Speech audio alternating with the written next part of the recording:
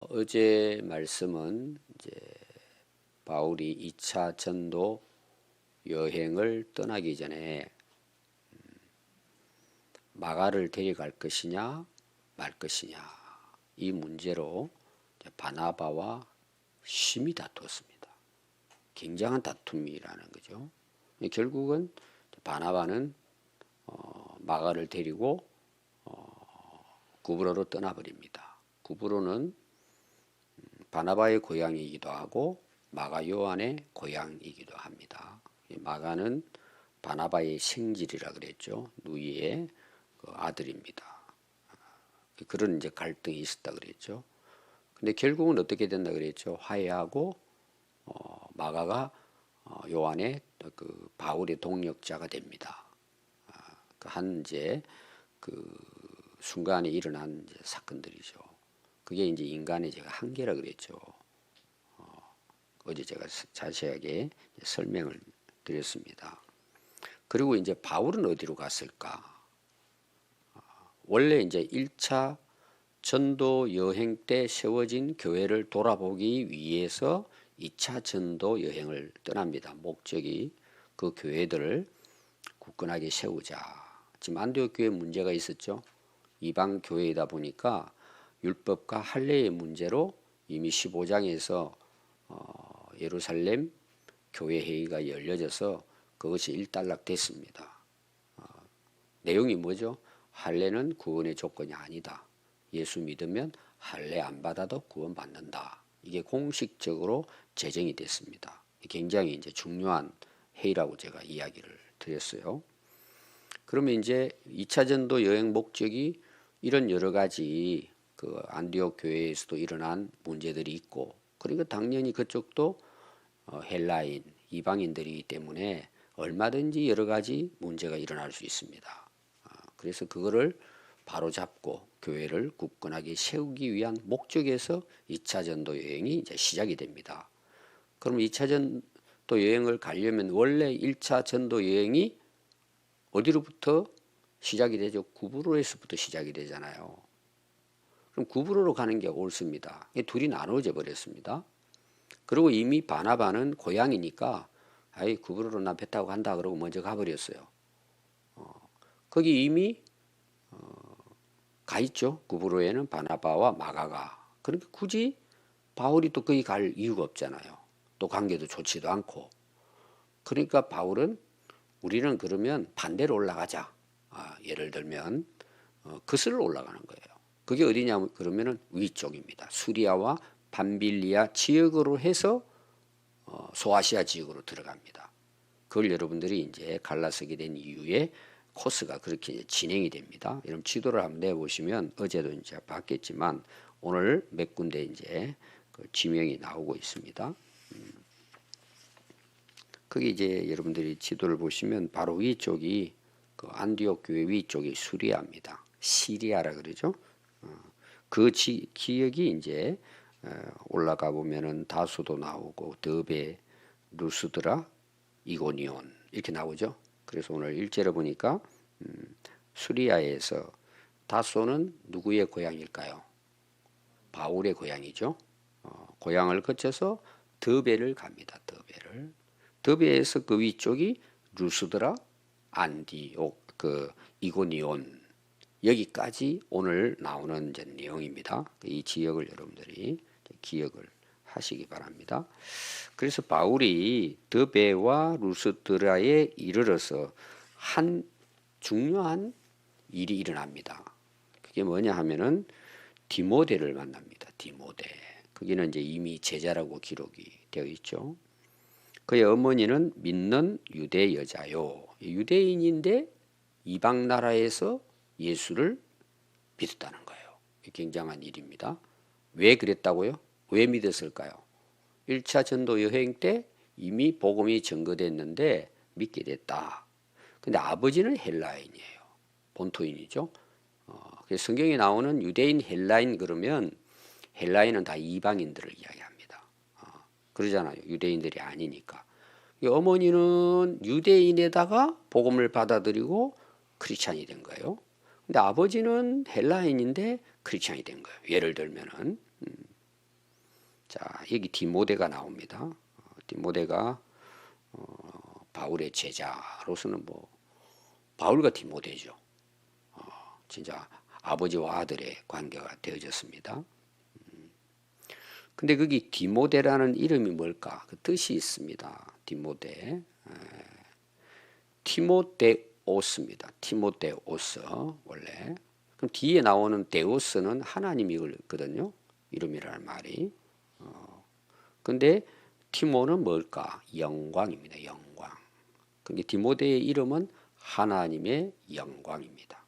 우리나라에도 보면은 영광이라는 이름이 있죠. 뭐 자기 영광을 위한 건지 하나님의 영광을 위한 건지 모르지만 이제 이런 이름이 있잖아요.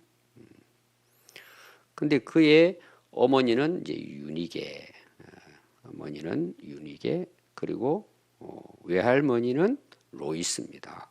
디모데후서 1장 5절에 기록이 되고 있는데 이 디모데를 향한 바울의 사랑은 대단했습니다. 정말 친아들 못지않게 사랑했습니다. 그래서 내 참 아들, 사랑하는 아들 이렇게 표현합니다.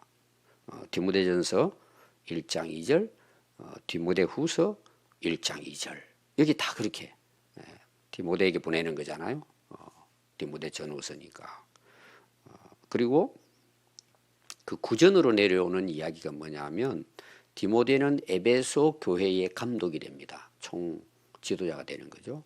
그리고 거기에서 복음을 전하다가 결국은 순교합니다. 그 당시는 다 지도자가 된다는 것은 이제 어떤 면에서는 순교를 각오해야 됩니다. 그런 이제 시기였죠. 그럼 왜 바울은 디모데를 택했을까? 여러분 디모데를 택한 이유가 있지 않겠어요? 자, 2절에 보니까 디모데를 소개하죠. 루스드라와 이고니온에 있는 형제들에게 어떤 사람이죠? 칭찬받는, 아주 존경받는 인물이에요. 이 당시 디모데는 20대입니다. 젊은 나이로 보면 돼요. 근데 루스드라와 이고니온, 그 루스드라하고 이고니온은 같은 지역인데 거리가 한 30km 정도. 옛날 같은 경우는 이제 굉장히 먼 거리죠. 걸어 다니니까. 그러나 뭐 주변 그 정도면은 뭐예요? 한 지역이라고 볼 수가 있습니다. 칭찬을 들었다 그랬습니다. 자, 디모데를 택한 이유를 바울이 뭘 보고 택했느냐는 거죠. 또 누가는 이 사도행전을 기록할 때 디모데가 어떤 인물인가? 이게 시작이잖아요. 디모데가 시작이 됩니다. 바울과 함께 동역자로 시작이 되는데 이 디모데는 이고니온에 있는 형제들, 여기 지금 요사에 이제 기록된 이 번역은 형제라고 이야기를 합니다. 그리스도 안에서 형제라는 거죠. 또 다른 번역에서는 신자입니다. 교인이에요. 믿는 사람이에요. 그 지역에 복음이 전거되어졌을 때 1차 전도 여행 때 그 가족이 다 예수 믿게 된 거예요. 그 당시 디모데가 예수님을 믿게 된 겁니다. 바울로 인해 가지고. 그래서 제자라는 표현을 쓰는 것은 이제 사도행전의 어떤 면에서 특징일지도 몰라요. 앞에서는 이제 신자라고도 번역을 하고 또 오늘처럼 디모데가 이제 바울의 제자잖아요. 진짜 우리가 말하는 제자잖아요. 제자라고 쓰고 이게 뭐 원래 뜻은 비슷합니다. 믿는 자, 제자 이제 그런 뜻이 있습니다. 근데 바울이 디모데를 택한 거죠. 그럼 바울은 대단한 인물이죠. 자기도 유대인입니다. 율법의 선생이었어요. 좀 더 표현하면은 바울은 확실해요. 우리가 그 바나바하고 관계입니다. 이게 이제 인간의 한계라 그랬잖아요. 두 가지 다 가질 수 있으면 좋은데 이게 참 어렵습니다. 이런 부분들이 어쩔 수 없는 거죠. 근데 바울은 확실합니다. 그래서 그냥 대충 넘어가질 않아요. 저는 그게 굉장히 좋다고 봐요. 그러기 때문에 바울을 통해서 교회가 바르게 세워지는 거예요. 좋은 게 좋다는 식으로 듣기는 좋아요. 그 당시 그냥 분위기는 괜찮아요. 나중에 시간이 지난 후에는 문제가 일어날 수 있어요. 그래서 특히 이제 교회 지도자로서 교회의 일꾼을 세운다는 게 굉장히 어려운 거예요. 이번 주도 제가 월요일 날 목회자 모임이 있어서 다녀왔습니다. 제가 오래전부터 같이 만나서 하는 그 모임인데 이야기가 뭐냐 그러면 목회의 제일 어려운 부분이 인사 문제다. 이런 이야기를 다 하는 거예요. 이 보통 복잡한 게 아니라는 거예요. 그래서 목회자들이 사무총회를 앞에 놓고 쓰러지는 사람도 있다는 거예요. 누구는 세웠냐 안 세웠냐 이거 가지고 막 공격을 하면은 목회자 견뎌낼 수 없다는 거예요. 군산에도 가까운 이 지역의 어떤 목사님은 사무총회 앞에 놓고 당회를 앞에 놓고 기도하다가 그 자리에서 돌아가셨어요. 오랜 이야기예요. 한 30몇 년 전에. 봤더니 장로를 누구 세우느냐. 이게 치열한 전쟁이에요. 교회 안에서. 그러니까 이 목회자가 중간에서 이 사람은 세울 수도 있고 안 할 수도 없고 막 이런. 또 그런 사람들이 또 악착 같잖아요. 대들고 와가지고 막 그러잖아요. 그럼 중요한 게 뭐냐 그러면 오늘 디모데가 예수님의 그 바울의 제자입니다. 사랑하는 아들처럼 따르는. 근데 한 가지를 딱 기록했어요. 그 지역 사람, 그 지역에 있는 성도들이 칭찬하고 존경하는 것을 바울이 본 거예요. 그냥 말 듣고 한 게 아닙니다. 자기가 또 전도했잖아요. 1차 전도 때도. 그 집안도 그렇고 괜찮은 거예요. 칭찬했다. 자, 이게 어디부터 나올까요? 사도행전의 6장에 보면은 일꾼을 세우는 내용이 나오죠. 7명의 집사를 세웁니다. 그때 성령이 충만하고 쭉 나오면 마지막이 뭐예요? 칭찬받는 사람 7을 택하라. 이렇게 나와요. 그럼 여러분 보십시오. 성령 충만, 믿음.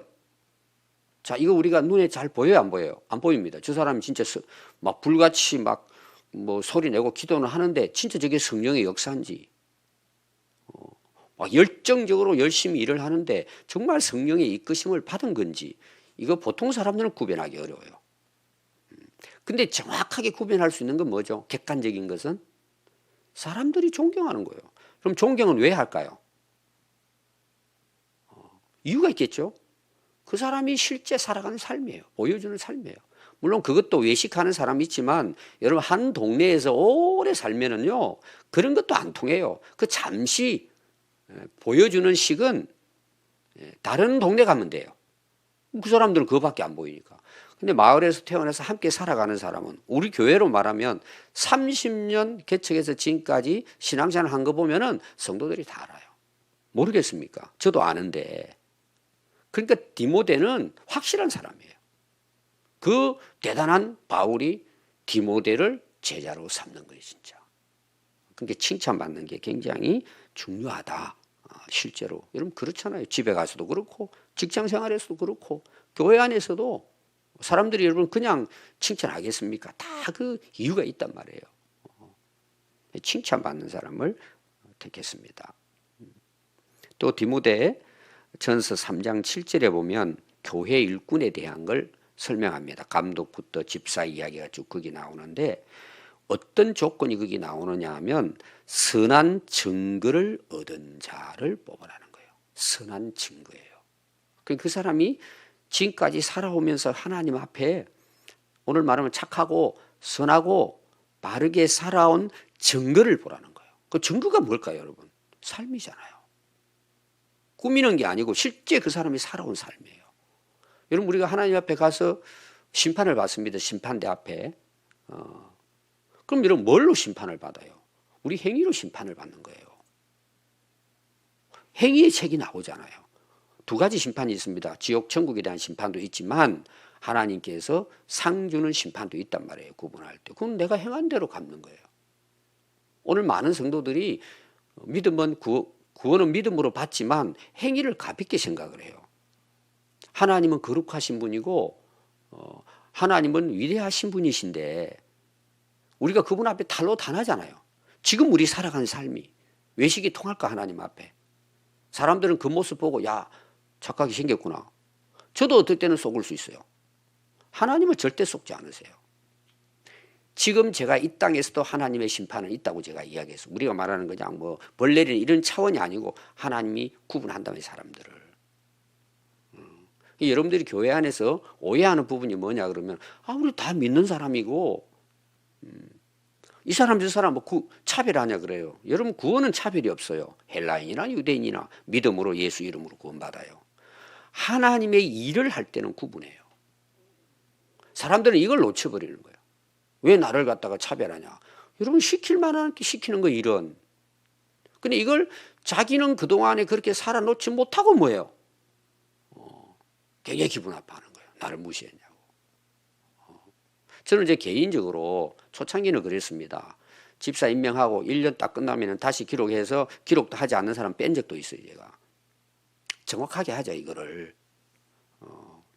그랬더니 어떤 사람 교회 안 나온 사람도 있을 수 있고 그것 때문에 시험 들었다는 사람도 있어요. 자기가 잘못한 거는 생각 안 하고 시험 들었다. 오늘도 이제 할례 문제가 나오는데 지금 와서 제가 생각해 보니까 만약에 집사를 주고 안 주거나에 따라서 교회를 안 나오겠다면 이 믿음이 없는 사람이잖아요. 그냥 그런 사람들은 그냥 두는 거예요. 왜? 마가가 변화됐다 그랬죠? 시간이 지나면 그분이 그것 때문에 그래도 교회는 돌아서지 않도록. 그런 믿음은 가져서는 안 되지만 그런 사람도 있어요. 목회하다 보면은. 그래서 저는 그럴 수 있다고 봐요. 그러나 원칙은 우리가 분명히 해야 된다. 이런 저는 생각을 가지고 있습니다. 그러니까 평소 때 삶이 내 신앙의 증거예요. 여러분 굉장히 중요해요. 이 부분은 제가 내신 성적이라는 표현도 많이 썼잖아요. 근데 사람들은 자기 그렇게 한 건 무시해버리고 왜 나를 차별하냐. 여러분 교회 안에 차별이 있는 거예요. 언제? 일꾼으로 사용할 때는. 꼭 여러분들이 이거는 기억해도 하나님도 구분하십니다. 아무나 세우지 않는단 말이죠. 칭찬받는 것이 굉장히 중요하다. 여러분 예수님께서도 너희는 세상의 빛이다. 그러죠? 그럼 그 빛이 뭐라고 이야기해요? 너희 착한 행실을 보고 하나님께 영광 돌리라는 거예요. 여러분 믿음은 행위로 드러나게 돼 있어요. 행위로 구원받을 수는 없지만 내가 하나님을 만나고 예수 믿고 성령 안에 거듭나면 뭐예요? 속 사람이 변화가 되잖아요. 그럼 말하는 것이나 행동하는 것이나 삶의 방향이 다르잖아요. 그게 회개란 말이에요. 근데 예수 믿는다 그러고는 옛날처럼 살아요. 옛날 성격대로 살고 옛날 그냥 방식대로 살아버린단 말이에요. 여러분 그건 회개가 아니에요. 회개는 삶의 목적과 방향이 예수님께로 가는 거예요. 예수님을 닮는 거예요. 그러니까 행실이 변화가 되니까 칭찬을 받죠. 그 세상 사람들에게 뭐예요? 하나님께 영광이 되잖아요. 그래서 하나님은 또 바울은 그걸 알았기 때문에 디모데를 선택했다. 자, 3절에 보면은 그래서 바울이 뭐예요? 그를 데리고 떠나고자 할새 그 지역에 그래서요. 이건 이제 바울이 다니면서 지금은 이제 루스드라 이고니온 이 지역이지만 계속 이제 다른 지역으로 다 이방 나라잖아요. 전부 다 유럽까지 가는 데 있어서. 근데 그게 전부 다 그 옛날에 유대인들이 흩어져 그 지역에 삽니다. 그럼 바울의 전도 전략이 뭐예요? 회당에 가가지고 먼저 유대인들에게 복음을 전해서 그걸 전초 기지로 해서 이방 나라를 이제 복음화시키는 이게 이제 바울이 가지고 있는 선교 전략이죠. 근데 이제 문제가 뭐냐 하면 그 지역에 있는 유대인으로 말미암아 지역 가는 데마다 이제 유대인들이 있으니까 그 굉장히 좋죠. 전도하는데 그들은 메시아를 기다리고 있기 때문에 예수님이 메시아라는 걸 그들에게 먼저 전하는 게 그러니까 믿는 사람이 많아지잖아요. 유대인들이. 여러분 유대인들이 다 예수 핍박하고 죽인 게 아닙니다. 돌아온 사람들이 많습니다. 이 바울은 이제 그건 당연한 이제 전도 전략이라고 볼 수 있죠. 근데 이들이 아직은 예수님을 죽인 자들이잖아요. 사실은 나중에 이제 되면 그만큼 그 율법주의자들이란 말이에요. 그들로 말미암아 그를 데려다가 뭘 하죠? 할례를 행합니다. 지금 15장에서 할례 문제 때문에 큰일이 나는데 디모데를 제자 삼으면서 할례를 받게 해요. 누구 때문에? 유대인들 때문에 이런 내용입니다. 이는 그 사람이 그 디모데죠. 그렇게 하는 이유, 할례를 주는 이유는 그 사람들이 뭘 아느냐? 아버지는 이방인이고 어머니는 유대인인 걸 아는단 말이에요. 이게 이제 유대인은 유대인으로 결혼을 해야 되는데 이방 나라에 살다 보니까 그 디모데의 아버지가 이제 헬라인이 된 거죠. 어머니가 이제 그 지역에 있는 그러니까 유대교로 개종한 이제 이런 아버지에서 이제 이 디모데가 태어납니다. 그러니까 유대인이잖아요. 어떤 면에서는 어머니가 그렇고 헬라인이지만은 그러면 이제 다니면서 이제 지금 디모데를 안 데리고 다니면 되는데 디모데를 데리고 다니다. 그럼 그 지역은 다 뭐예요? 이 그 디모데는 아버지는 이방인이고 어머니는 유대 기독교인이고 이거 다 알고 있다는 내용이에요. 그럼 유대인들이 가가지고는 복음을 전하다 보면은 괜히 뭐예요? 디모데 때문에 비방과 비난을 당하면서 또 뭐예요? 안디옥 교회처럼 또 문제가 일어날 수 있는 이런 부분들이. 이거 여러분 잘 이해해야 될 굉장히 중요한 부분입니다. 지금 할례 안 받아도 된다고 앞에 지금 이미 다 회의로 거쳤는데 바울은 디모데를 데리고 다니면 할례를 이게 모순이 아니냐 이렇게 이제 볼 수가 있습니다. 그러나 바울이 그렇게 하는 이유는 다른 조건이에요. 앞에서 나오는 내용이 뭐예요? 할례 받아야 구원받는다. 구원의 조건으로 할례를 내세운 거예요. 제가 단순하게 여러분들에게 설명을 드리겠습니다. 그럼 지금 이 할례는 뭐예요? 하나님 나라의 복음을 전하는 데 있어서 유대인들과의 좋은 관계를 이루고 복음을 전하는 데 있어서 복음 전하는 게 중요한데 괜히 이것이 문제가 돼가지고 비방거리가 되고 시비거리가 되면 뭐예요? 복음을 전하는 데 방해가 되는 게 이것이. 그걸 미리 뭐예요? 바울은 방지하기 위해서 너 제자가 되고 진짜 예수 믿고 구원 받으려면 할례 받아야 돼. 조건으로 할례 준 게 아니고 전도 전략상 할례를 받게 해서 그 문제로 복음을 전하는 데는 아무 문제 없도록 미리 딱 방지를 한 거예요. 굉장히 지혜로운 거죠. 자, 이 문제에 대해서 성경에는 상당히 이런 면에서 말씀하는 내용이 많이 나옵니다. 지금 고린도 전서 9장 한번 보십시오. 이게 바울의 이제 어떤 면에서는 선교사가 가져야 할, 또 우리 뭐 목회자도 마찬가지죠. 굉장히 중요한 내용을 이제 바울이 이야기했습니다. 고린도전서 9장이에요. 19절부터 제가 앞에서부터 읽으면 다 도움이 되겠지만 오늘은 제가 19절로 22절만 읽어 드리겠습니다. 내가 모든 사람에게 자유로우나 스스로 모든 사람에게 종이 된 것은, 종이 안 돼도 되죠. 종이 된 것은 더 많은 사람을 얻고자 함이라. 이 바울의 목표는 뭐예요? 많은 영혼 구원이에요.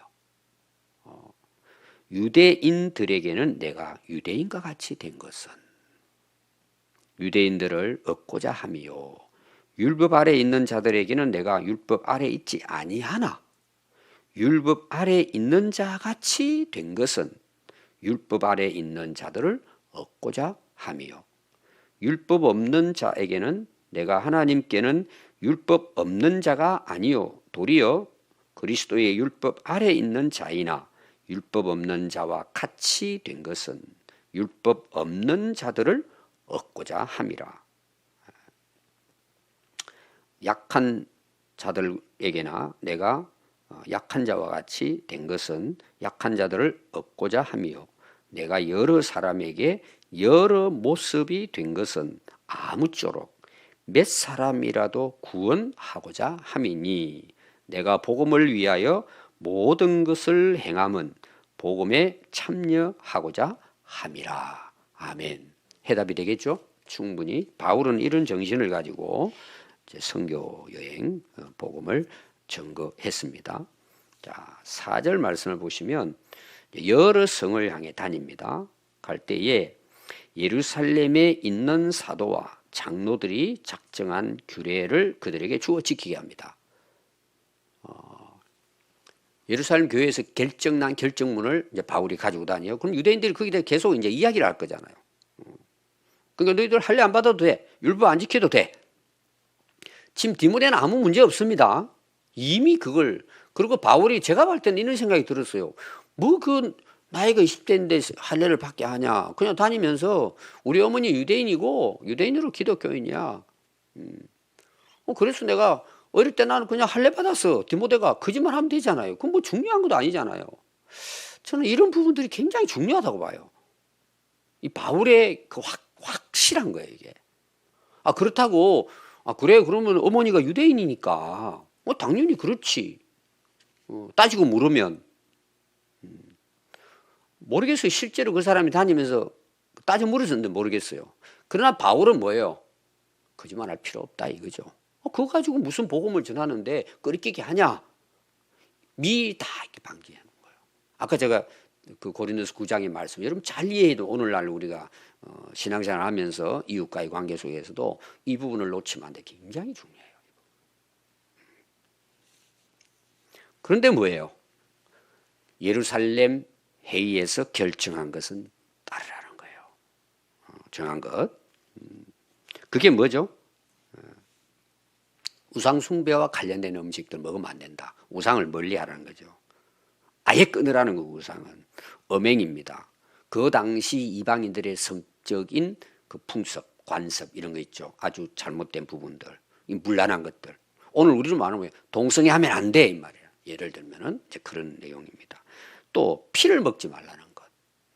몸에도 안 좋지만 거룩하지 않다. 그래서 구원은 믿음으로 받지만 율법을 통해서 우리가 세상과 어떻게 구별하고 살아야 되느냐. 이건 우리 유익한 거예요. 제가 지난번에도 율법에 대한 것, 완성된 것은 버려도 되고 계속 이어질 수 있는 것도 있다. 제가 두 가지로 간단히 설명했죠. 자, 이렇게 했더니 결과가 어떻게 됐을까요? 이에 여러 교회가 믿음이 더 굳건해지고 수가 날마다 늘어가니라. 자, 결론이 바울이 여기 있죠. 많은 사람들이 예수 믿도록 하는 게 그 바울의 생각인데 디모데를 데리고 함께 갔더니 뭐예요? 결과가 또 이런 믿는 자들이 더해지는 역사가 일어나게 됐습니다. 정리를 하면은요. 2차 전도 여행이 이제 시작이 됐는데 목적은 뭐라고요? 교회를 믿음 위에 굳건하게 세우는 것. 물론 이제 유럽 쪽으로 제일 먼 거리를 이제 2차 전도 여행 때 이제 진행이 됩니다. 돌봄이죠. 계속 말씀으로 교회를 든든하게 세우는 것. 두 번째가 디모데를 제자로 세워서 함께 합류하는 문제입니다. 그리고 일꾼을 세울 때는 칭찬받는 사람. 그 다음에 전도에 문제될 것이 있다면 미리 그것이 악한 죄가 아니라면 복음을 전하는 데 있어 지혜롭게 바울은 항상 대처를 하고 결과가 뭐예요? 정말 좋은 열매 맺는 역사가 일어나게 됐다. 2차 전도 여행이 이렇게 이제 출발을 하게 되어서 땅끝까지 복음이 증거되는 역사가 일어났습니다. 기도하겠습니다.